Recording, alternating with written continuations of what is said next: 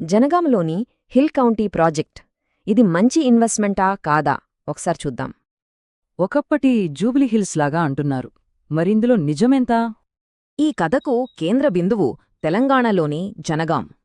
ఇది మామూలు పట్టణం కాదు, కేంద్ర ప్రభుత్వమే దీన్ని ఫాస్టెస్ట్ డెవలపింగ్ సిటీగా గుర్తించింది. జనగాంకి ఉన్న అతి పెద్ద ప్లస్ పాయింట్ దాని కనెక్టివిటీ. చూడండి, ఇది 3 కీలకమైన ఎకనామిక్ కారిడార్లకో సెంటర్ పాయింట్గా ఉంది.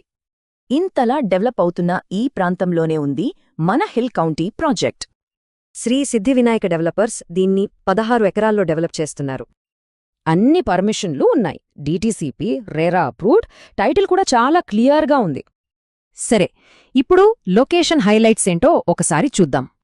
గమనిస్తే నేషనల్ హైవే, బస్టాండ్, కలెక్టరేట్ అన్నీ దగ్గర్లోనే ఉన్నాయి. కేవలం లొకేషనే కాదు, ఇక్కడ సెక్యూర్డ్ లివింగ్ కోసం అన్ని ఏర్పాట్లు చేశారు. ఇప్పుడకే డ్రైనేజ్, ప్లాట్ మార్కింగ్ పూర్తయ్యాయి. ఇంతకీ ఇక్కడ ఇన్వెస్ట్ చేస్తే ఫ్యూచర్ గ్రోత్ ఎలా ఉంటుంది?